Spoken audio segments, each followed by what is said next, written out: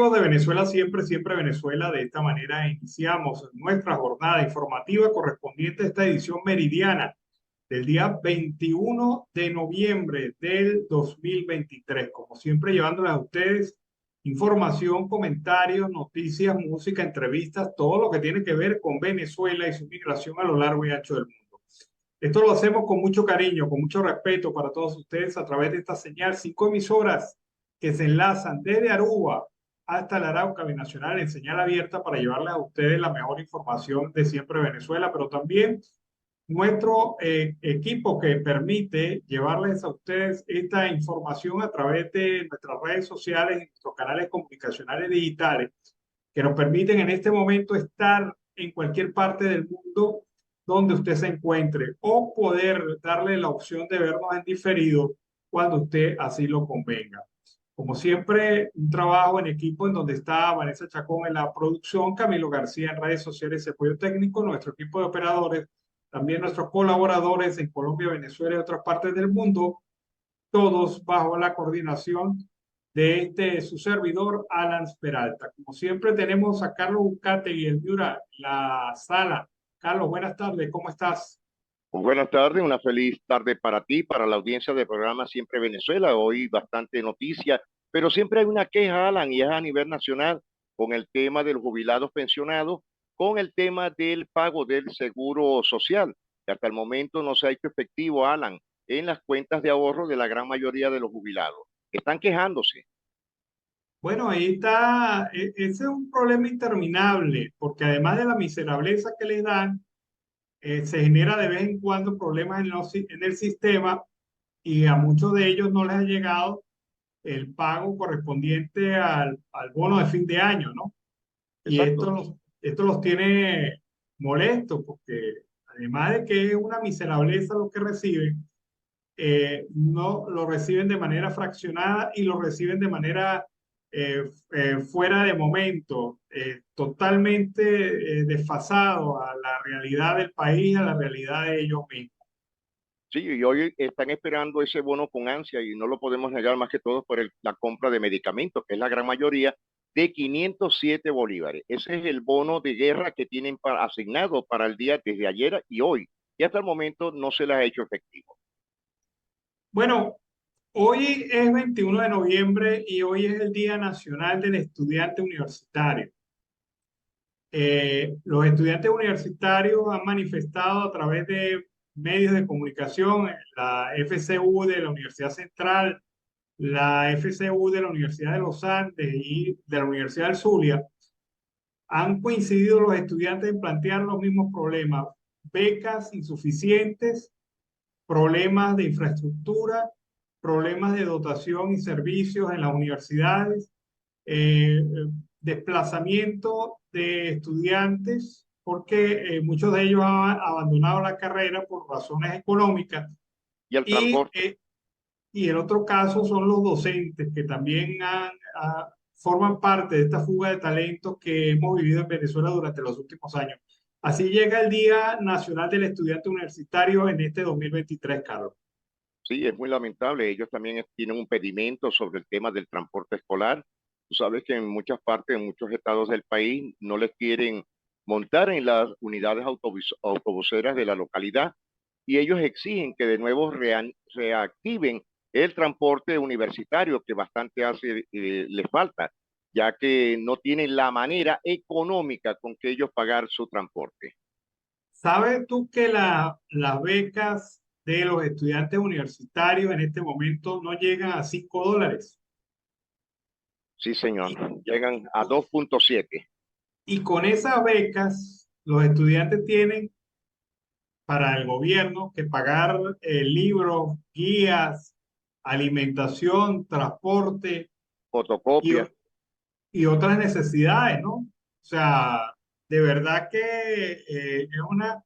escuchaba yo algunos comentarios de estudiantes universitarios diciendo que, bueno, tenían la beca, pero era como si no la tuvieran. Es lamentable eso.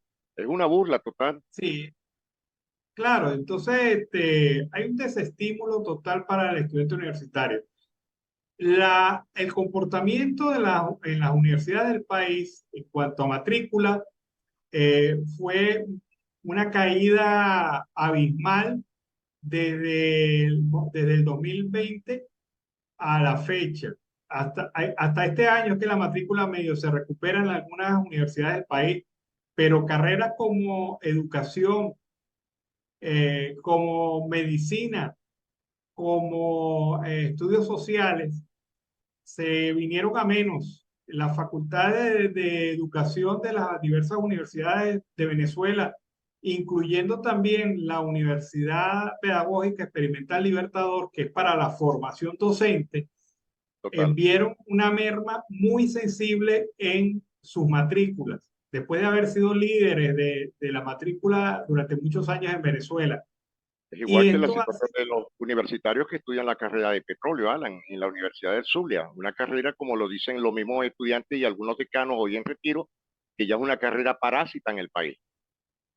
sí, el tema es que las universidades, la formación académica y estas carreras no van a la par con la realidad del país. La realidad del país es que el docente es uno de los profesionales peor pagados en la administración pública y no solamente peor pagados, maltratados totalmente por un gobierno que pretende cancelarle lo que le da la gana y no respetar contratación colectiva, ni derechos fundamentales, ni derechos progresivos alcanzados por los trabajadores de este sector. Es una Y lástima. claro, eso desestimula a cualquier muchacho. Yo me acuerdo que por lo menos en el núcleo Táchira de la Universidad de los Andes, la principal matrícula era de estudiantes de educación. Habían 3 turnos para educación. Para educación. Y eso plantea también muchas dudas. Por ejemplo, ¿qué profesional joven va a sustituir a los cientos de docentes especializados y con experiencia que se han ido de Venezuela en los Con próximos años? maestría, con maestrías, doctorado, posgrado. Alan, es lamentable, ¿viste? Muy lamentable. Pero imagínate tú, o sea, hay un corte en la profesionalización docente que Total. viene desde el 2020-21 hasta la fecha. Es decir, tenemos 4 años mínimos con las más bajas matrículas de inscripción en el sistema educativo nacional universitario en materia de educación. ¿Qué ocurre? Que no se están formando los docentes que se va a requerir con el cambio generacional, que no se están formando los docentes que se requieren ya para sustituir a los que ya se han ido, que no se Exacto. están formando los docentes que necesita Venezuela y entonces vamos a ver que salones sin docentes o salones con docentes dando 3 materias diferentes. Es bastante difícil porque no sería lo lógico, ¿no? Pero, ¿cuál sería la improdicencia que tienen actualmente las universidades con este tema? Alan, sería graduar urgentemente con especialidades a los nuevos docentes, una generación con 10 años o menos de 10 años, tal como tú lo has dicho, y para nadie es un secreto, muchos docentes, estudiantes universitarios, hoy día están fuera del país o han tenido que dejar de ser totalmente de la universidad. La única noticia positiva de hace por lo menos el último año para el docente universitario y el docente escolar venezolano ha sido la noticia de la Comunidad de Buenos Aires Sí, en Argentina, que les ha aprobado equivalencia entre su formación para poderlos incluir en el programa de educación de la ciudad de Buenos Aires. O sea que Buenos Aires es 8 millones de personas, ¿no? sí, señor, correcto. Y allí es donde es el único país del mundo que yo he escuchado que tiene un plan específico de asimilación de estudiantes, docentes ya profesionales que tendrían que, además de las materias que ya cursaron, hacer otras materias más para tener el grado de profesionalización y ser aceptado como docente en Argentina. Oye, eso es una bendición de verdad, porque en Chile por lo Claro, menos están aceptando mucho a lo que es el profesorado y al médico en realidad. sí, pero Chile, fíjate que tiene una orientación, una vocación más clara que es hacia educadores de línea universitaria. correcto. O sea, no es tanto de formación básica o media. En Argentina, en Buenos Aires, en la provincia de Buenos Aires, es para los docentes de educación media y básica, que son Muy importante. los que van a tener que cubrir por lo menos 4 o 5 materias para poder ingresar y ser aceptados y graduados allá como profesionales en educación. Pero lo importante de esto, Carlos, es que por lo menos estos están viendo luz en Argentina. Por supuesto.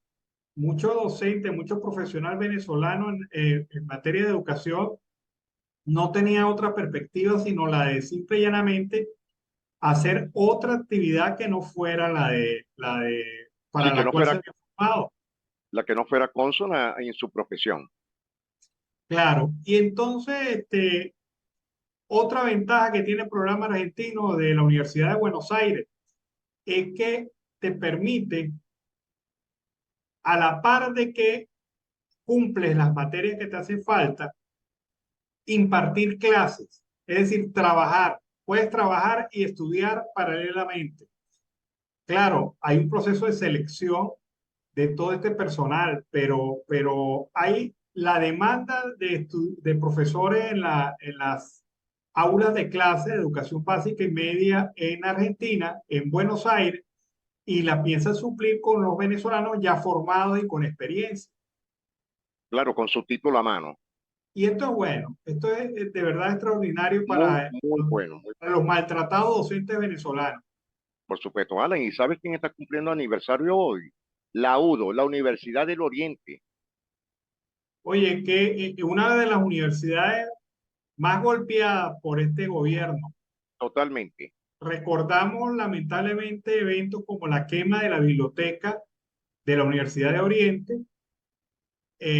Recordamos la destrucción por abandono de la especialidad de ciencias del mar Correcto. en la Universidad de Oriente. Y la invasión que Recorda- tuvieron en las escuelas agrícolas que tenían los anexos en el decanato de agricultura. bueno, la invasión y el robo, el saqueo de las universidades, lo que fue el COVID para las universidades se transformó en algo muy terrible y especialmente en la Universidad de Oriente, que como todas las universidades no tienen cómo pagar vigilancia y los amigos de los ajenos aprovecharon no solamente para saquear las instituciones universitarias, sino para destruir, porque hay un afán asociado a la destrucción. Y en la Universidad de Oriente esto no dejó de ser algo de verdad lamentable y grave. Claro, Alan, fíjate, pupitres, pizarrones, escritorios, los equipos electrónicos, saquearon todas las estructuras. Sí, y eso, además de la crisis presupuestaria que tienen las universidades, Carlos, hay universidades del país que hoy, solamente a la fecha, hoy 21 de noviembre, han recibido el 2% del presupuesto que el mismo gobierno les aprobó. O Sí, sí, sea, correcto, eso es ni cierto, siquiera que nada, pidieron. es decir, nada. Y fíjate que si ellos mismos no han podido con las universidades de Caraota, Ñeme y Tajá, que son las bolivarianas, menos le van a dar las universidades autónomas que tienen tantos años. A ellos lo que les interesa es hacer un perfil mediocre. Bueno, bajo estas circunstancias se celebra el Día Nacional del Estudiante Universitario, con becas muy bajas, problemas de transporte, comedores universitarios cerrados porque no hay Desaparecidos. presupuesto para mantenerlos,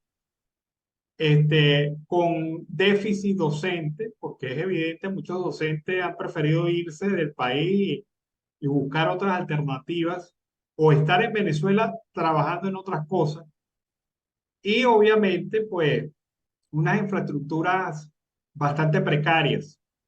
Hay instalaciones universitarias que se han visto muy afectada. En estos días vi una foto de uno de los principales orgullos de la Universidad Simón Bolívar, era su parque, un parque con especies bien cuidados, o sea, un espacio urbano de verdad de prestancia en la ciudad de Caracas, parque que no se lo gastaba ninguna otra universidad. Y vi una foto del deterioro que tiene ese parque y uno dice, bueno, que la barbarie, ¿no? La barbarie llegó y permitió la destrucción de este parque, de estas zonas ornamentales de la Universidad Simón Bolívar, y es una muestra clara del desprecio que tienen las autoridades por esos temas escénicos y de infraestructura de la academia venezolana.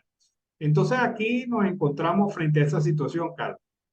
Es un monstruo lo que está este régimen.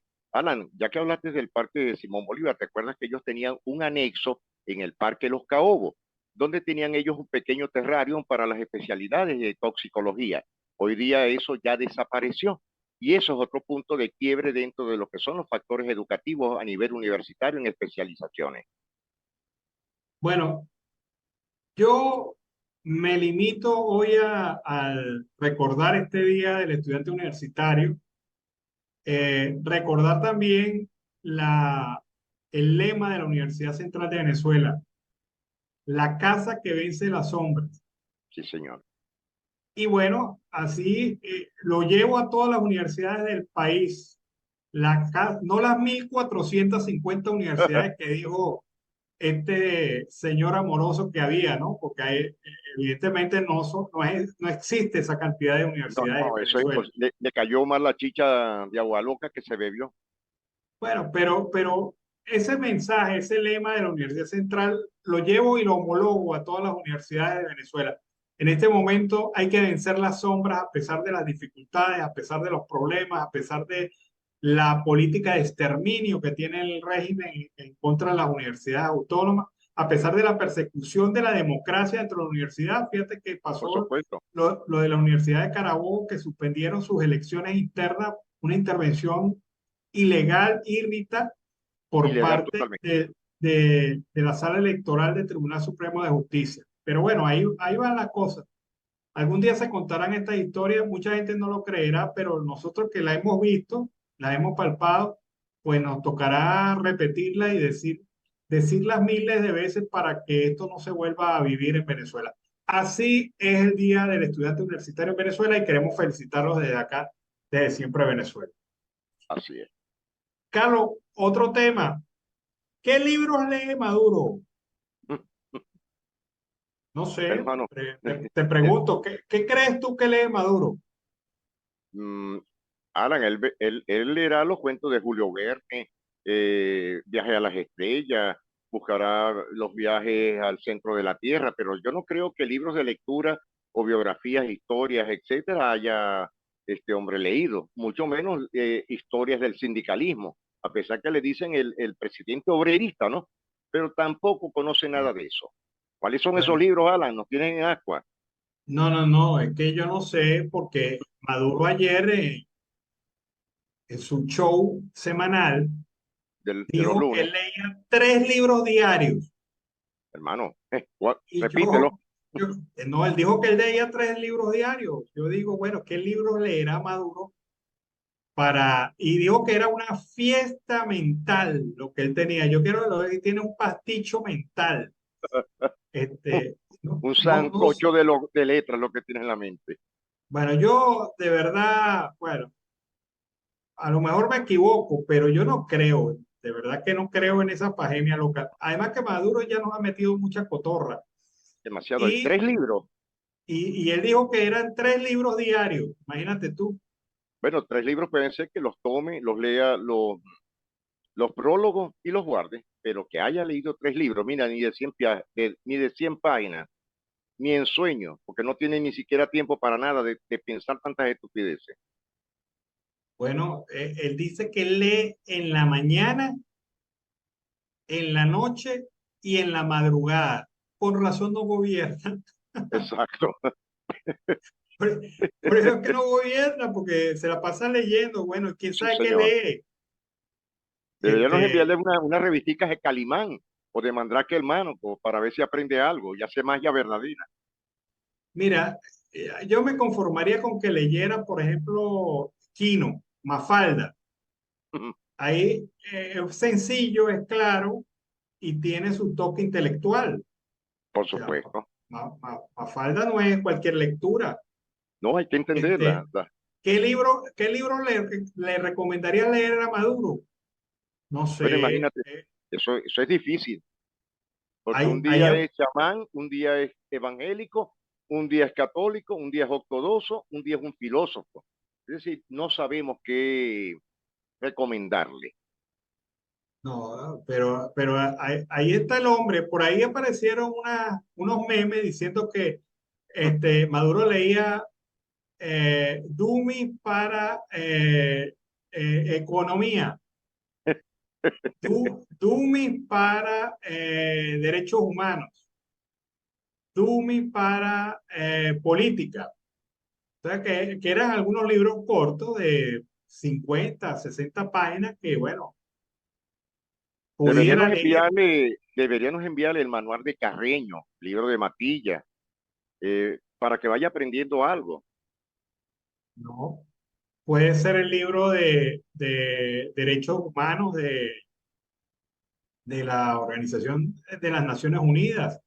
Claro. Puede ser la Constitución, porque léete la Constitución, Maduro. Es una recomendación muy clara. Se ve que no ha leído la Constitución. Y ahora yo entiendo por qué ese enredo tan burdo cuando dijo que Jesucristo era palestino. La, O la sea, locura. porque se enredó con tanta lectura. Sí, sí, se volvió un Eh, remolino. Pero bueno, si fuese como un tío mío, yo me imagino que se estuviera leyendo la Gaceta Hípica, se estuviera, suerte Gaceta Hípica, decía Licán, se estuviese leyendo, no sé, algunos fragmentos breves del Kama Sutra y se estuviera leyendo El Capital de Karl Marx. Mira, con eso es una diarrea mental lo que te viene con toda esa información allí mezclada. Pero Imagínate, bueno, si te escucha Cilia, te va a dar un regaño, Alan. no, Siria está molesta precisamente por ese afán de Maduro leer, porque Sí, esa es la sí, excusa que tiene Maduro de salirse de la habitación. Me sí, voy a señor, leer. dice. No quiero Y leer, Cilia, no quiero leer, no quiero leer cómo preparar pellejo. nada. Otra cotorra más del régimen y obviamente, pues, este, yo conozco gente muy intelectual que te lee 3 libros a la semana, Claro, pero 3 libros diarios, de no dos creo. páginas, Alan. Entrada y salida. Libros breves de estos de autoayuda, eh, cómo hacer que te amen, cómo, cómo buscar los votos, cómo amarrar el amor del público.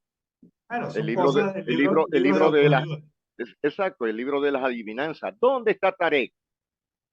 Ah, bueno, ahí está. ¿Cómo Tarek te tumbó 35.000 millones de 35.000 dólares? millones. Bueno, ahí está. Bueno, se nos acabó el tiempo, Carlos. Nos vamos en digresiones porque de verdad que nunca, no, vamos a preguntárselo a la gente. ¿Qué libro cree usted que lee Maduro? ¿Cuál sería la recomendación del programa Siempre Venezuela? ¿De cuál sería la lectura? Bueno, Alan, buen provecho para ti, para la audiencia. Estaremos muy pendientes de lo que ocurra en el transcurso del mediodía hasta la tarde. Bueno, vámonos a la pausa comercial musical del momento y al regreso seguimos aquí con más de Venezuela siempre, siempre Venezuela. Bueno, seguimos aquí en Venezuela siempre, siempre Venezuela. Esta tarde es el juego entre Venezuela y Perú y la llegada del equipo venezolano a Lima fue apoteósica. Fueron recibidos prácticamente como si fueran locales. Y esto pues ha generado preocupación en las autoridades que han anunciado, la Policía Nacional de Perú, que hará un control migratorio en los accesos al Estadio Nacional de Lima, donde esta noche jugará la Vinotinto ante la selección de fútbol de Perú. En rueda de prensa, el director del Cuerpo de Seguridad, Jorge Luis Angulo Tejada, informó que constatará la identidad de la fanaticada que acceda al partido por la fecha 6 de la eliminatoria sudamericana, previsto a las 10 de la noche, hora venezolana, de este martes 21 de noviembre. La Policía de Perú contará con el apoyo de Migración Perú para el control de la identidad, personas solicitadas por la justicia y de quienes no hayan regularizado sus documentos para su estadía en el país, dice la cuenta oficial de la policía. El estadio donde Venezuela no ha podido derrotar a Perú en la historia de los Juegos Premundialistas habrá 1.900 funcionarios de seguridad para el resguardo del partido y su control de identidad. Hace 6 días, el Servicio Jesuita de Migrantes cuestionó al gobierno peruano de Dina Boluarte por la reforma a la ley de migración de ese país, con lo que se facilitarían las deportaciones.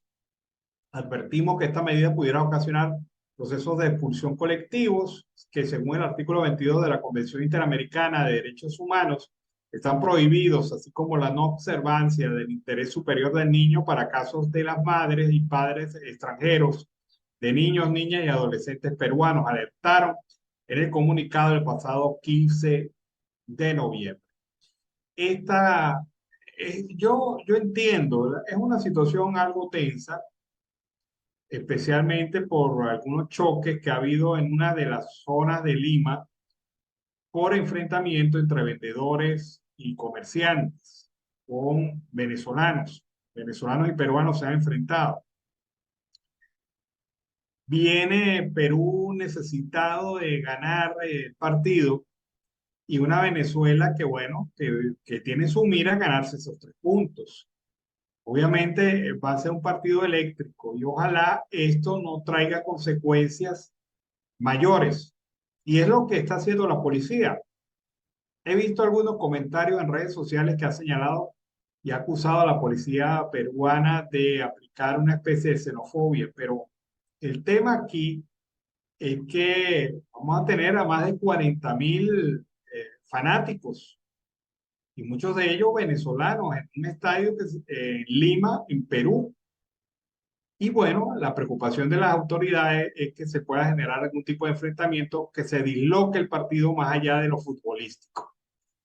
Y es el tema que agrega una puntica más a los problemas derivados, incluso comentarios hechos por un grupo de comentaristas deportivos, entre comillas, quienes hicieron agresión a la mujer venezolana y también cuestionaron la calidad futbolística de los venezolanos.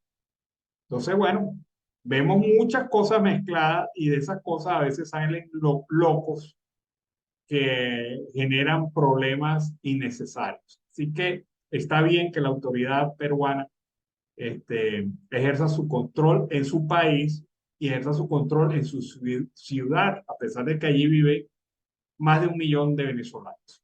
Bueno, seguimos aquí en Venezuela, siempre, siempre Venezuela. Vamos a escuchar Notiaudio El Pitazo, alianza informativa entre esta organización y Siempre Venezuela. Notiaudio El Pitazo, un preciso resumen de lo que ocurre en toda Venezuela, con Catherine Medina. Saludos, estimados oyentes. A continuación hacemos un repaso informativo por las noticias más destacadas hasta este momento. Comenzamos. ONG denunció que más de 90 mujeres trans han sido asesinadas en Venezuela desde 2008. La denuncia fue hecha este lunes 20 de noviembre por el Observatorio Venezolano de Violencias LGBTQI+, durante una protesta frente al Ministerio Público en Caracas, con motivo del Día Internacional de la Memoria Trans.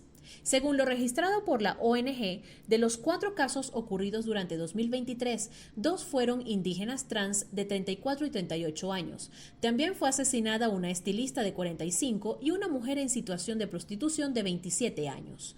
2 de estos asesinatos ocurrieron durante la misma semana de noviembre. Encuesta Nacional de Hospitales revela que 90% de los centros de salud piden insumos a pacientes para operarlos. La Encuesta Nacional de Hospitales presentó este lunes 20 de noviembre el balance de su monitoreo en los centros de salud públicos del país entre enero y septiembre de 2023. En el mismo se encontró que en 90% de los hospitales piden insumos a familiares y pacientes para intervenirlos quirúrgicamente. En el periodo registrado, el índice de desabastecimiento de los quirófanos de los hospitales, calculado con base a 9 insumos indispensables, se ubicó en 74%. El rubro que más deficiencia mostró es la lencería, es decir, las sábanas de las camillas y la ropa especial que deben utilizar tanto los pacientes como el personal médico que entra al quirófano. Policía ejecuta requisa en calabozos de Guaiparo. Familiares de reos temen traslados. Desde la madrugada de este lunes 20 de noviembre se lleva a cabo una requisa dentro de los calabozos del Centro de Coordinación Policial Guaiparo, adscritos a la Policía del Estado Bolívar. Desde que comenzó el operativo, familiares de los presos están concentrados en las cercanías del reclusorio. Dijeron que temen que sus parientes sean trasladados a otros centros de retención. Milei quiere derogar ley de alquileres y migrantes venezolanos podrían beneficiarse. El presidente electo de Argentina, Javier Milei, aseguró este lunes 20 que su idea es derogar la ley de alquileres para que los contratos en el país se puedan pactar libremente. En el escenario económico actual de Argentina, es casi imposible acceder a préstamos hipotecarios o ahorrar para comprar una vivienda o alquilarla, lo que afectó a migrantes venezolanos en ese país que, además, debían cumplir ciertos requisitos para poder rentar propiedades. Canadá para venezolanos. Los pasos para migrar con el nuevo programa humanitario. Canadá anunció el 17 de noviembre un nuevo programa humanitario con el que recibirá a 11.000 refugiados provenientes de Venezuela, Colombia y Haití que tengan familiares con residencia en el país. Para aplicar a este programa es necesario que el solicitante ingrese al portal en línea del Departamento de Inmigración, Refugiados y Ciudadanía de Canadá y complete el formulario de solicitud. También debe proporcionar una declaración legal firmada por un ciudadano canadiense o residente permanente familiar que confirme su disposición a brindar apoyo en Canadá. Estimados oyentes, este ha sido el panorama informativo hasta esta hora. Narró para ustedes Catherine Medina. Estas informaciones puedes ampliarlas en nuestra página web, elpitazo.net. También recibimos tus denuncias vía SMS o WhatsApp a través del 0414-230-2934.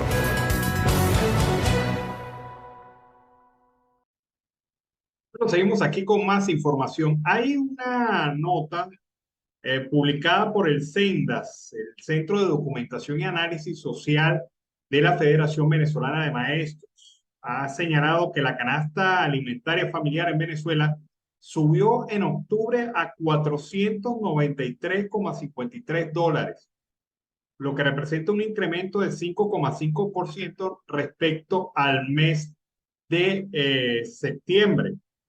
Esto lo dijo, repito, el CENDAS de la Federación Venezolana de Maestros. Una familia de 5 personas en Venezuela necesita 140.3 salarios mínimos mensuales para costear la canasta alimentaria, calculada con precios de 60 productos básicos. El salario mínimo en Venezuela se ubica en 130 bolívares desde el 15 de marzo del 2022 y la cotización del dólar, según la tasa vigente del Banco Central de Venezuela, es que eso es de 35,45 bolívares. Cada dólar, 35,45 bolívares. El CENDAS se encarga de investigar, analizar, documentar y comunicar sobre temas de interés social, económico, laboral. Tiene una canasta alimentaria familiar que incluye 60 productos. Y esta canasta refleja el precio y la evolución de del tema del encarecimiento de la vida cuando analiza mes a mes esta cesta familiar. La canasta alimentaria sube, mientras tanto sigue perdiendo valor el salario mínimo que está pulverizado. Esto lo ha dicho Oscar Mesa, economista y director del centro, quien afirma que la familia venezolana está asediada por la escasez, el hambre y los altos precios de los alimentos. Al menos 6,5 millones de venezolanos están subalimentados. Esto lo dice el Panorama Regional de Seguridad Alimentaria y Nutricional en América Latina de la Organización de las Naciones Unidas. Hay una necesidad urgente de mejorar la calidad nutricional de alimentación en el país, pero cuando usted tiene una cesta básica de alimentos, la canasta alimentaria ubicada en un valor de referencia como lo es 493,53 dólares, perdón, 493,53 dólares, y tiene un salario mínimo de menos de 4 dólares, pues la cosa se pone muy cuesta arriba para que una familia venezolana pueda sobrevivir bajo estas circunstancias. Hay un tema importante. César Pérez Vivas, quien fue candidato a las primarias, ha publicado durante el día de hoy una información. Desde su punto de vista, el régimen de facto prevé realizar las elecciones presidenciales el 13 de octubre del 2024. Vamos a ver en qué consiste esto, por qué razón y qué opina Pérez Vivas sobre ese tema. Avalamos y respaldamos a María Corina Machado como la candidata de la Unidad Democrática para las elecciones que, según parecen, me han comentado, pudieran darse el 13 de octubre del año 2024. La salida de Nicolás Maduro para nosotros tiene que plantearse de manera clara, nítida, por la ruta de las elecciones del próximo año. Y yo creo firmemente que el único camino que tenemos los venezolanos para restaurar la democracia es la fuerza de los ciudadanos expresado democráticamente en las urnas, como lo hicimos en la primaria. Tenemos que entonces establecer los dos grandes elementos de esta estrategia, que son la unidad y las elecciones. La unidad de los que estamos auténticamente ganados al cambio democrático, los que queremos salir de la barbarie roja del poder, no este corifeo de adulantes que viven haciéndole el coro a Maduro en cuanto a evento político se presenta. No, ahí no está la unidad. Entonces, ratificar y convencernos todos que nuestro objetivo es ganarle voto a Maduro esa elección. Si en Venezuela no hay elección, es porque Maduro lo impida, no porque nosotros dejemos la cancha libre a Nicolás Maduro. Y por eso nos vamos a restear como nos estamos resteando con la inscripción de María Corina como candidata a las elecciones, y la estamos acompañando en todas las diligencias, esfuerzos que se hacen para que se respete el derecho político que tiene a ser la representante de la sociedad, tal y como se decidió el 22 de octubre en ese proceso. Estamos frente a un régimen criminal que juega con las emociones, que desarrolla estrategias y tácticas destinadas a confundir, a desmoralizar a los ciudadanos, que sigue jugando a la división, que desarrolla elementos tácticos para dividirnos, para confrontarnos unos con otros. Y ahí hay demasiados casos y vamos a tener mucho el próximo año.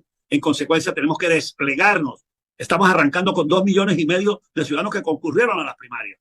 Es un capital formidable, pero no suficiente. A Maduro tenemos que darle una barrida absoluta en las urnas para que la ventaja supere el 1.000.000 de votos, de modo que no haya espacio para la trampa, para que los elementos fraudulentos que existen hoy en día no sean determinantes y no puedan opacar la voluntad de cambio del pueblo venezolano.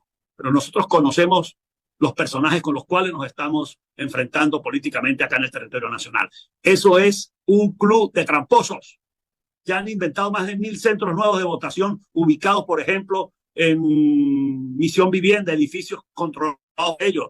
De modo que no podemos, repito, confiarnos en que ya nos obtuvimos una gran presencia ciudadana en la primaria, porque es necesario ampliar al máximo posible el apoyo ciudadano aquí. Todo voto es bienvenido y necesario porque necesitamos una ventaja contundente.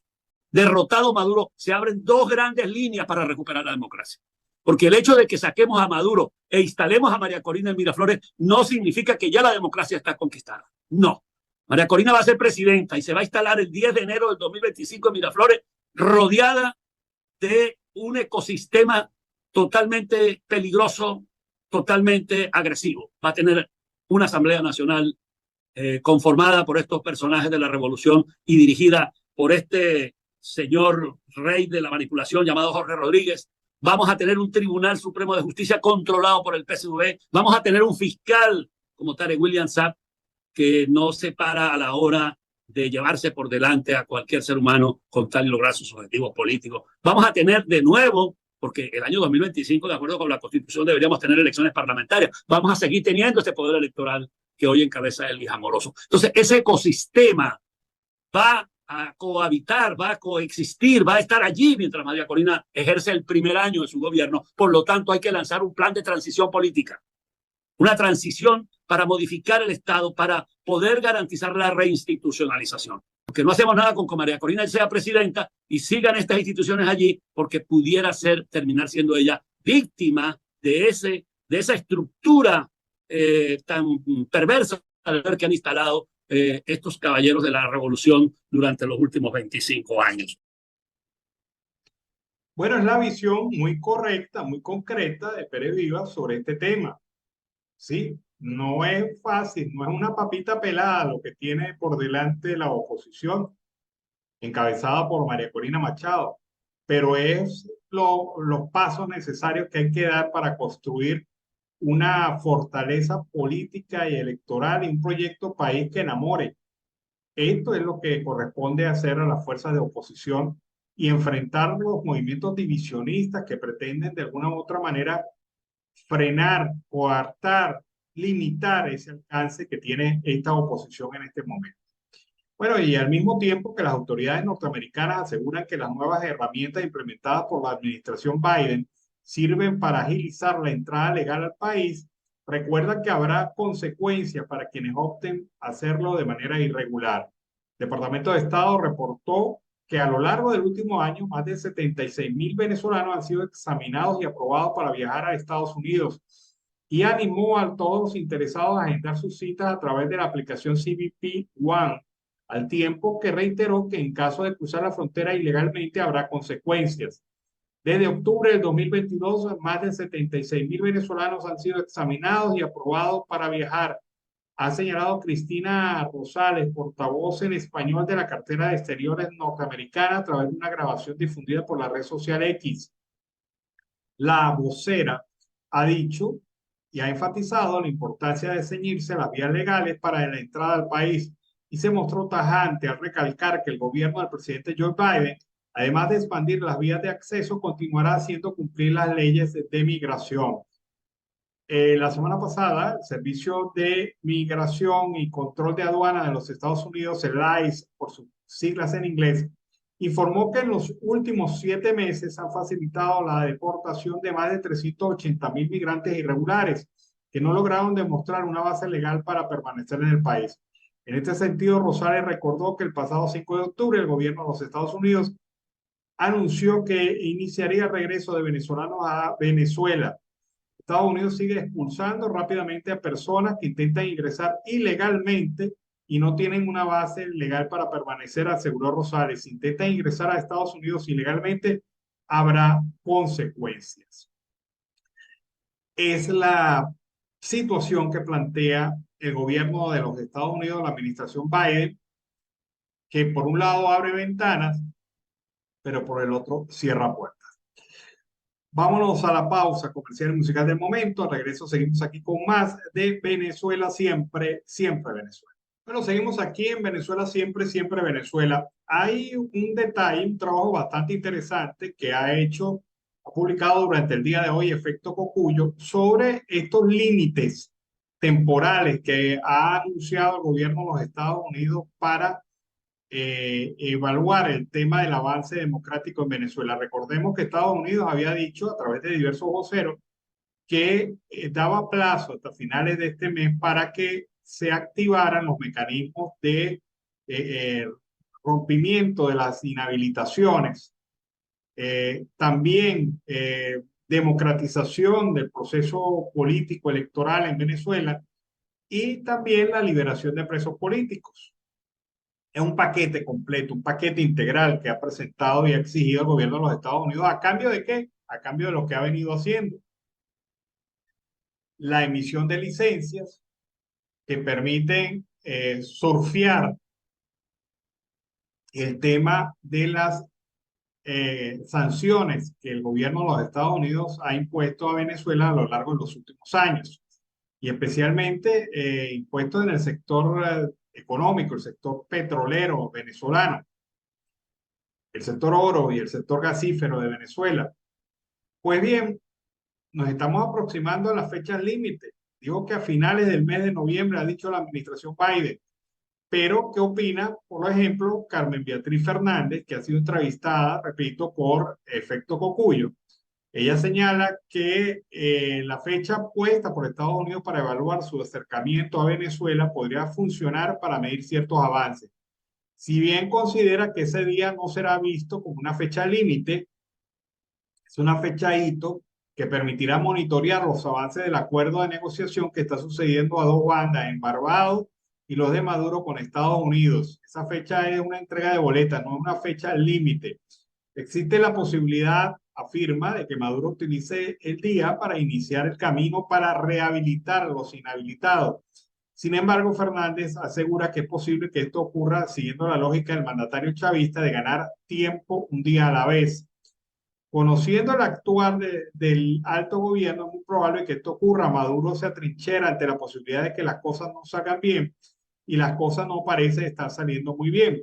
Dijo Fernández sobre las recientes acciones, especialmente sobre mantener detenido al joven John Álvarez, la poca influencia de personas, la poca afluencia de personas al simulacro electoral del pasado domingo 19 y la victoria de Javier Milei en Argentina también podrían estar agregando presión a Nicolás Maduro, dijo la politóloga venezolana. Por otra parte, el politólogo Luis Peche, sobre estas fechas, ha dicho que el chavismo no es una fuerza monolítica, hay factores internos que siguen disputándose el poder y que no están de acuerdo con algunas de las posturas o estrategias a seguir. Esto es importante porque a pesar de que quedan 9 días para la fecha límite mencionada por los Estados Unidos, todavía podría haber pugnas internas para tomar la decisión sobre temas álgidos, candidatos inhabilitados y liberación de presos políticos. Afirmó que Estados Unidos debe tener bases sólidas para afirmar que hay un compromiso con el chavismo sobre los dos puntos mencionados, pero alertó que de no cumplirse un avance en estos temas podría representar un revés para Joe Biden. Sería un golpe muy duro para la credibilidad de la política exterior norteamericana y política regional de la administración Biden, que lo haría quedar muy mal parado, más allá de que pueda retroceder o no la aplicación de sanciones en la distribución de licencias. De cara al 2024, no avanzar con estos temas podría representar un punto sumamente negativo, especialmente si se habla de las perspectivas electorales y la competitividad electoral.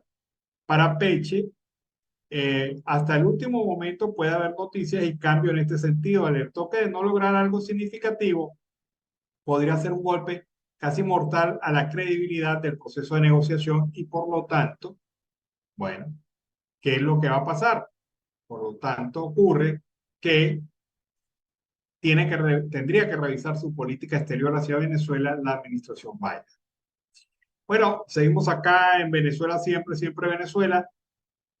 Como les comentamos en el primer segmento del programa, es el día del estudiante universitario. Y estudiar en Venezuela, señala el portal informativo Tal Cual Digital, es un acto de resiliencia y una proeza debido a las mayores dificultades que tienen los estudiantes, deterioro de las universidades autónomas, falta de profesores, ayudas insuficientes, entre otros problemas. Hoy, en el Día del Estudiante Universitario, los jóvenes señalan las condiciones adversas que les impide avanzar en una carrera universitaria de forma adecuada. La vida del estudiante universitario está directamente afectada por las carencias de la educación venezolana. Falta de profesores por bajos salarios, infraestructuras dañadas, falta de reivindicaciones estudiantiles, son algunas de las dificultades que enfrentan los estudiantes universitarios y que impactan directamente en su rendimiento académico. En promedio, un estudiante universitario demora más tiempo de lo estipulado para culminar sus estudios. Hacer una carrera de 5 años en la UCB, por poner un ejemplo, puede tardar hasta 8 años. Lo mismo ocurre en otras instituciones de educación superior, como la UPEL, la Universidad de Oriente, la Universidad de Zulia, entre otras. El presidente de la Federación de Centros Universitarios de la UCB, Jesús Mendoza, explicó que el estudiante promedio de esta casa de estudios demora más en graduarse, entre otras razones, debido a los bajos salarios que reciben los profesores universitarios, problema que afecta a los docentes de varias universidades del país. Un profesor titular en el 2023 percibió un salario de $16 mensuales, el más bajo de toda América. El dirigente estudiantil aseguró que los bajos salarios impiden a los profesores asistir todos los días a clase, incluso alimentarse bien, situación que perjudica a los estudiantes. La crisis salarial de los profesores afecta cuando el profesor no va, cuando llegó sin comer o sencillamente el profesor renunció y te quedas sin la posibilidad de ver esa materia. Son parte de los problemas que pasan los estudiantes universitarios venezolanos, específicamente al celebrarse hoy el Día Nacional del Estudiante Universitario. Carencias, crisis, problemas diversos es lo que acompaña a estos jóvenes en esta carrera. Y fíjense ustedes algo significativo, una carrera de 5 años se puede transformar en una carrera de 8 por la falta de docentes, nada más por el tema de la falta de docentes. Vamos ahora a escuchar a Ricia Navarro, nuestra compañera de Siempre Venezuela en la costa oriental del lago. Gracias por el pase en los estudios desde el municipio Lagunillas, costa oriental del lago Estado Zulia, Venezuela. Y nos encontramos en la Casa de la Cultura Don Otilio Miquelena, donde se está llevando a cabo la formación de educación especial al aula regular. Vamos a hablar con la representante a nivel del Estado, la profesora, para que nos explique esta información. Su nombre. Mi nombre es Zuley González, yo soy la coordinadora del programa educativo zuliano en el municipio Lagunillas. Aquí estamos todos los docentes de educación inicial y de primaria en el auditorio de la Casa de la Cultura con una formación de educación especial que se centra más que todo en la sensibilización, ¿verdad?, hacia los docentes para con esta modalidad de educación especial en cada una de sus aulas. ¿Cuáles son los puntos fundamentales, profesora, que se están tocando? Y sobre todo, ¿cuántos docentes están participando? Estamos aquí hay un aproximado de 150 docentes, ¿verdad? Hay 3 escuelas del municipio que son de la gobernación.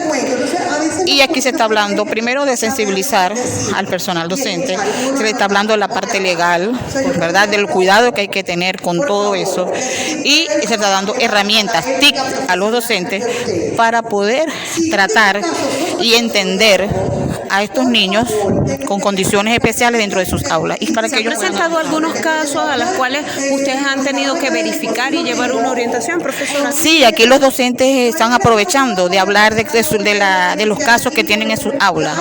Y la profesora Iliana, que es la especialista que tenemos aquí de la Secretaría de Educación, le está dando respuesta, le está dando orientaciones de cómo deben manejar la situación. Sin embargo, en lo que es esta preparación de estos docentes, ¿van a continuar con más actividades? Bueno, esta es la primera, gracias a Dios, ya tenemos la primera porque en verdad se hace difícil que la profesora se esté moviendo hacia los municipios foráneos, pero sí nos prometió hacer una segunda visita. Es más, la concejal Cristal Méndez la acaba de invitar a que participe en la ordenanza que se está discutiendo en la Cámara Municipal y también de parte del SEGNA, de la alcaldía. También acabamos de recibir una invitación para el día 3, si no me equivoco, de diciembre, una actividad especial que hay de educación especial. Así es, el llamado que puede extender a todos para que puedan participar y llevar un seguimiento sobre toda esta formación. Bueno, sí, yo invito a todos los colegios, tanto de nacionales como del Estado y privados, que en verdad busquemos la formación. La necesitamos con urgencia porque ahorita los niños, para buscar la inclusión de estos niños de educación especial, de condiciones especiales, que es un derecho para él integrarlo a las aulas regulares. Y todos tenemos que estar preparados para eso. Sí, profesora, muchísimas gracias por su atención, que es lo que manejamos a esta hora desde el municipio de Lagunillas, costa oriental del lago Estado Zulia, Venezuela. Reportó Ricia Navarro. Bueno, fue el reporte de Ricia Navarro desde la costa oriental del lago. Colombia y Venezuela, a través de sus cancilleres Álvaro Leiva de Colombia y el señor Iván Gil por el régimen de facto, firmaron un acuerdo de entendimiento sobre protección y retorno seguro de niñas, niños y adolescentes sin cuidados parentales. Un tratado que fue suscrito en el marco de la reciente visita del presidente de Colombia, Gustavo Petro, a Caracas. De acuerdo con la Cancillería de Colombia, el acuerdo habilitará un canal directo entre ambas naciones y acordará los procedimientos para gestionar y obtener los documentos de identidad y confirmar la nacionalidad de los menores, previniendo el riesgo de apatridia, para así poder lograr el retorno seguro de reunificación familiar de los niños y adolescentes en estado de abandono en Colombia. El pasado mes de mayo, el medio Vorágine publicó un reportaje que exponía la situación de niños y niñas venezolanos abandonados en Colombia. Padres que llevaron a estos niños, representantes que llevaron a estos niños en ruta de caminante, básicamente, y que de algún momento a otro dejaron abandonados a estos niños. 1.200 niños migrantes menores de edad estaban bajo la custodia del Instituto Colombiano de Bienestar Familiar.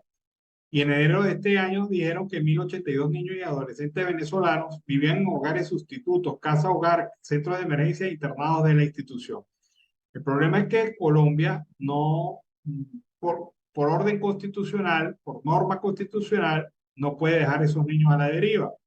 Pero por el tema de ley, son niños que carecen de nacionalidad, en algunos casos niños de padres venezolanos que nacieron en territorio colombiano y que fueron dejados, abandonados, así de simple. Las autoridades venezolanas guardaron silencio sobre este tema y esto ni siquiera fue conocido por el Instituto Autónomo Consejo Nacional de Derechos de Niñas, Niñas y Adolescentes para saber si se está buscando la manera de poner en contacto a cada infante con su familia y qué gestiones estaría tomando con las autoridades de Colombia. Pero parece que en Colombia ya están claros en el tema, pero en Venezuela todavía no, porque no hubo respuesta por parte del Consejo Nacional de Derechos de Niños, Niñas y Adolescentes, quien debería ser la entidad encargada de este acuerdo, de este convenio. Se firmó el acuerdo y al parecer el Consejo no tenía ningún conocimiento sobre el tema. Bueno, cosas que ocurren en Venezuela, cosas que ocurren siempre en nuestro país. Vamos a escuchar ahora a Michel Carrillo. Él es nuestro corresponsal en la costa atlántica colombiana. Veamos. Saludos y bendiciones para Alan Peralta, Carlos Miura Uzcategui y a toda nuestra distinguida audiencia de Siempre Venezuela Radio. Transmite para ustedes desde la costa atlántica de Colombia, Michel Carrillo de la Hoz. Y estos son nuestros titulares de hoy, martes 21 de noviembre del año 2023. El precio del kilovatio hora aumentó 0.51% en octubre. Casi 40.000 menores han sido víctimas de violencia este año. No aceptamos varias de las conclusiones, asegura Sanitas respondiendo al Ministerio de Salud. Así quedó la Asamblea del Atlántico tras escrutinios. Si usted es de los usuarios en la costa caribe colombiana que entra en detalle y analiza cuáles son los componentes de su factura de energía, pesan más. Presta atención a cómo se ha incrementado el precio del kilovatio hora. Durante octubre de 2023 el precio promedio en la bolsa fue de 1.025,67 pesos kilovatio hora, lo que representa un aumento del 0.51% con respecto al precio promedio del mes anterior, que fue de 1.020.43 kilovatio hora. Así lo informó el administrador del mercado de energía en Colombia. Para el mercado regulado, pequeños negocios y hogares, el precio de la energía negociada en contrato durante el mes de octubre fue en promedio de 287.64 kilovatio hora. Este costo fue mayor en el mercado no regulado, industria y comercio, que en promedio fue de 280.95 kilovatio hora. La variación fue de 0.22% y menos 1.58% respecto a los precios del mes de septiembre, que fueron de 287.0 kilovatio hora en el mercado regulado y 285.46 hora kilovatio para el mercado no regulado. Una alerta en toda la sociedad colombiana para proteger a la niñez lanzó ayer el defensor del pueblo Carlos Camargo Asís en la conmemoración del Día Mundial del Niño. Su mensaje estuvo acompañado de las elevadas cifras registradas en este 2023 por el Instituto Colombiano de Bienestar Familiar, en las que se evidencia los múltiples ingresos de niños, niñas y adolescentes a procesos administrativos de restablecimiento de derechos, con las cuales se busca aislarlo de los peligros. Es lamentable que todos los días cientos de niñas, niños y adolescentes sean sometidos a abandonos, desprotección de todo tipo de violencia. Bienestar Familiar reportó que 39.316 menores de edad han ingresado este año a procesos administrativos de restablecimiento de derechos, es decir, cada día ha ingresado 123 por hechos de violencia. Reiteramos el llamado a todas las instituciones del Estado, a las familias y a la ciudadanía en general a proteger de manera integral la niñez, indicó Camargo Asís.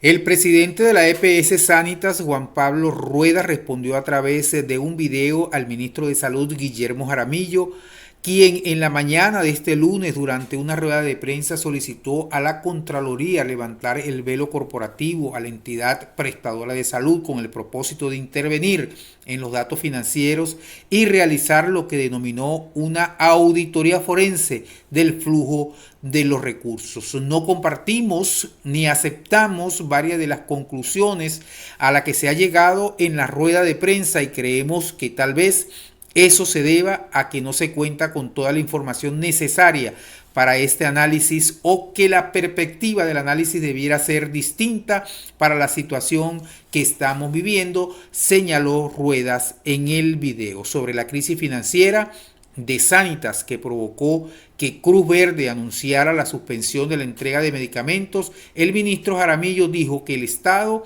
le ha pagado más de 10 billones de pesos a la EPS, por lo que cualquier deuda de Sanitas con Cruz Verde debería estar saneada. No hay evidencia sobre la insuficiencia que manifiesta la EPS.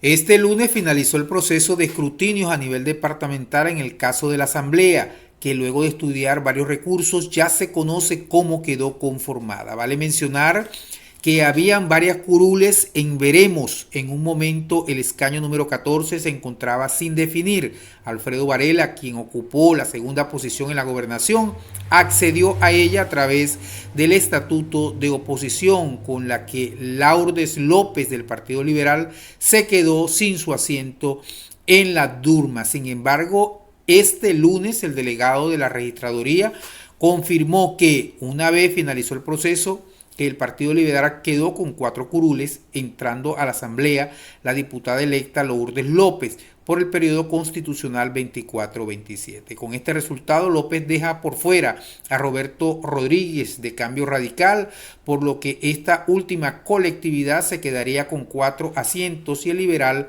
con el mismo número. Así las cosas, a la Asamblea del Atlántico quedó conformada así: Partido Cambio Radical 4 curules, Sergio Enrique Mora, Gonzalo Dimias, Baute Estéfano, Raúl González y Welfran Junior Mendoza. Partido Liberal 4 curules, Isabela Pulgar, Camilo Torres Villalba, David Arneson y Lourdes López. Partido Conservador 2 curules, Federico Ucros y Merlis del Socorro Miranda. Partido de la U 1 curul, Henry Canedo Acosta. Partido Centro Democrático 1 curul, Carlos Alberto Rojano. Pacto Histórico 1 curul, Alejandra Moreno Asgor. Y Atlántico Avanza 91 1 curul, Alfredo Varela. Y con esta noticia terminamos nuestra transmisión por el día de hoy. Lo hizo Michelle Carrillo de la Hoz desde Barranquilla, costa atlántica de Colombia. Será hasta una próxima oportunidad. Muchas bendiciones para todos. Bueno, fue el reporte de Michelle Carrillo desde la costa atlántica colombiana. Siguen deforestando la selva venezolana. Esto lo está haciendo actualmente la Fuerza Armada Nacional en la construcción de instalaciones militares en la frontera con el Esequibo.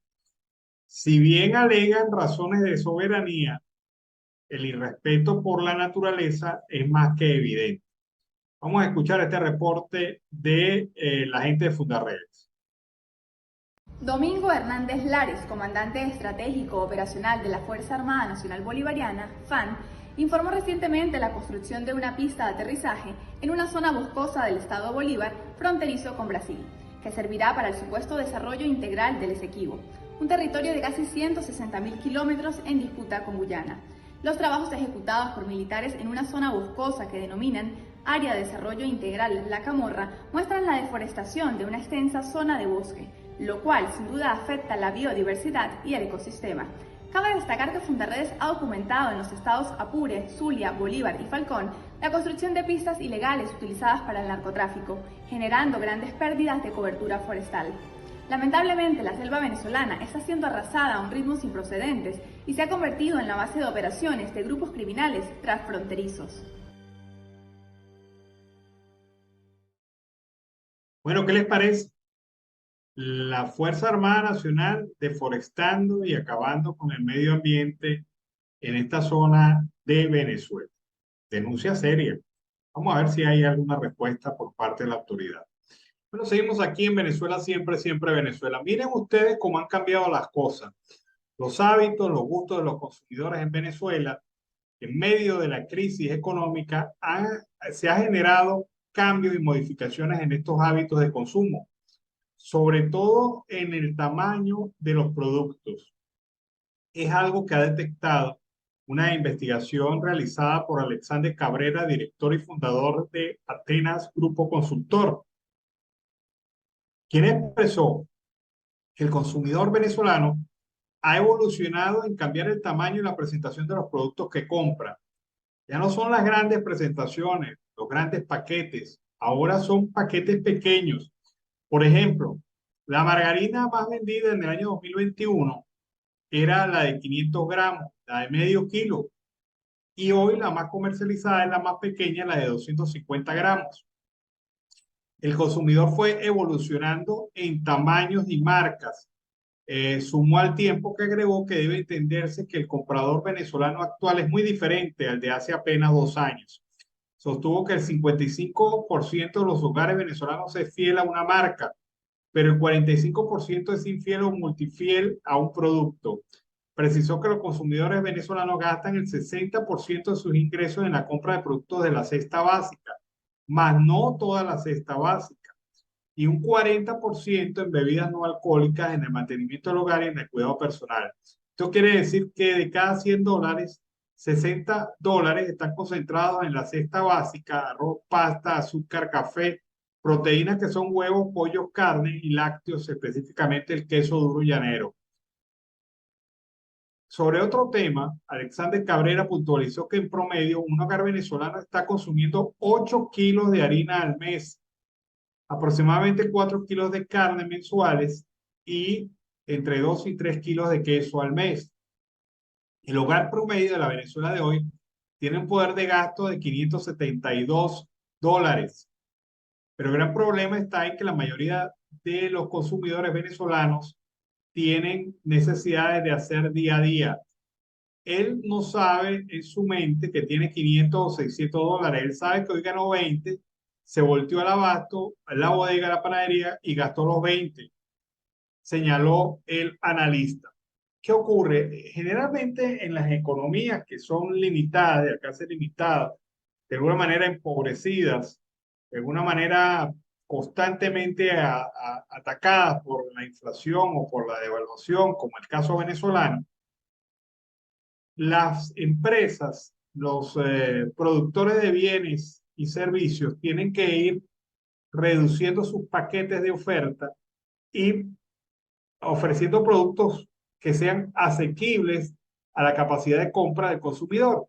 Es por ello que hemos visto cómo se ha pasado de medio kilo de mantequilla, de margarina, a 250 gramos, en el caso señalado específicamente por Alexander Cabrera. Pero es que esto no solamente se presenta en esos productos, se presenta también en los empaques de champú, en los empaques de salsas, en los empaques de pasta, en los empaques diversos que usted pueda encontrar en el mercado. Es una situación que realmente demuestra que la capacidad de compra del venezolano se ha limitado. Y sobre todo, se entiende que esta capacidad de compra cada día se reduce más. Por lo que las empresas, si quieren sobrevivir, tienen que sacar empaques o productos que estén en sintonía con la capacidad de compra. Y esa es la situación que se está presentando en el mercado y que detecta esta investigación realizada por el investigador Alexander Cabrera. Bueno, seguimos aquí en Venezuela, siempre Venezuela. Lo que me llamó la atención, mire, fue esta nota. El hogar venezolano está consumiendo 8 kilos de harina al mes. Y es una cantidad que refleja que nos estamos llenando de harinas y de alimentos calóricamente deficientes por una situación de accesibilidad al mercado. Y estas son condiciones que, bueno, afectan realmente a la sociedad venezolana y se ven también en el tema de la salud. Pues hablaremos de ese tema. Bueno, hay una venezolana que tiene el lujo de ser mencionada por la BBC de Londres como una de las 100 mujeres más influyentes de este año, junto con otras mujeres como la abogada de derechos humanos Amal Clooney, la esposa del actor norteamericano George Clooney, la estrella de Hollywood América Ferrera, la ex primera dama de los Estados Unidos Michelle Obama y la futbolista ganadora del Balón de Oro Aitana Bonmati.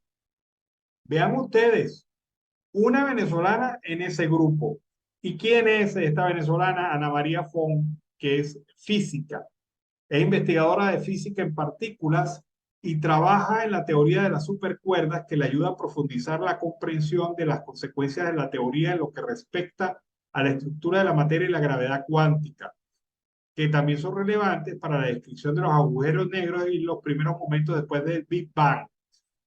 Esto usted no lo puede entender, pero esto tiene muchísimo que ver con el desarrollo de la ciencia actual y con el desarrollo de la búsqueda de elementos que puedan poco a poco transformar nuestra vida cotidiana.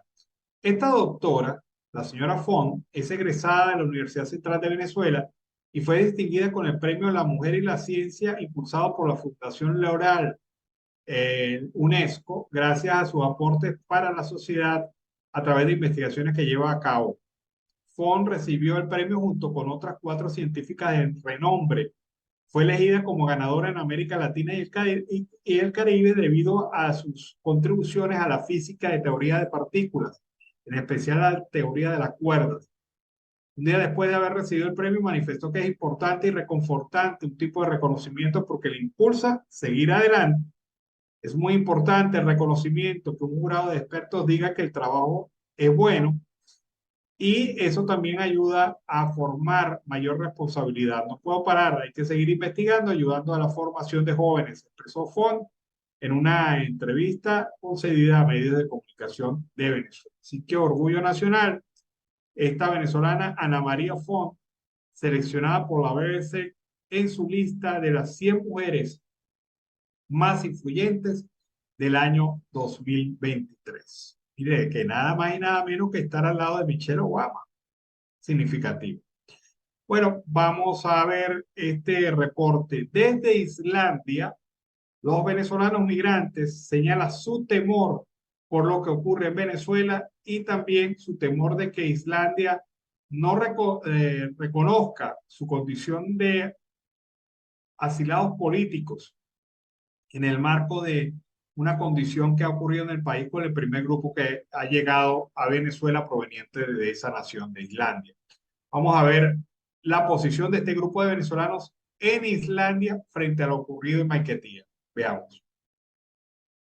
Al público en general, en virtud de los acontecimientos ocurridos últimamente relacionados con el avión que arribó a Venezuela con venezolanos que se encontraban en Islandia. En virtud del miedo creíble que ha generado dicho acontecimiento público y notorio, que ha confirmado a los ciudadanos venezolanos que aún nos encontramos aquí en Islandia, las causas de nuestra salida de Venezuela, que nos condujo a ser solicitantes de protección internacional y ahora, en consecuencia, nos convierte en ciudadanos vulnerables a las represalias que el gobierno venezolano pueda tomar en nuestra contra, por exponer el proceder de su accionar en los medios nacionales e internacionales. En virtud de la terrible situación con los evacuados en el pueblo de Gran David por el volcán, queremos expresar nuestra más sincera disposición a ayudar, nuestro agradecimiento a la sociedad y el gobierno irlandés por tomar en cuenta nuestras solicitudes. Queremos impulsar iniciativas que ayuden a la comunidad irlandesa y nos permitan trabajar y aportar a través del pago de impuestos y mano de obra. Queremos impulsar iniciativas que ayuden a controlar la migración desordenada que ha estado ocurriendo. Demostrar la verdadera naturaleza de los venezolanos. Somos trabajadores, colaboradores, y en donde nos encontremos aportamos con nuestro propio esfuerzo. Demostrar que es posible integrarnos y ser útiles a la sociedad irlandesa.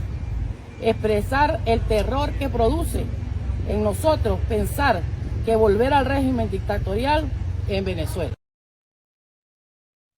Bueno, es la posición de estos venezolanos en Islandia que han tenido muchísimo material de cómo recibió el régimen a los primeros que llegaron.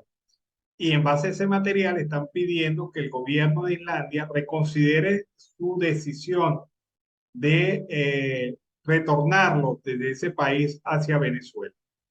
Bueno, en otro orden de ideas, el gobierno no se cansa de meterse en problemas. En este caso, hay una solicitud de arbitraje de la multinacional Kellogg's contra Venezuela por un caso en el que todos dicen que Venezuela va a perder, porque durante varios años ha utilizado la planta de Kellogg's de manera irregular y no conforme con eso, produce sin autorización alguna cereales con los nombres, logotipos e imágenes de las marcas originales Kellogg.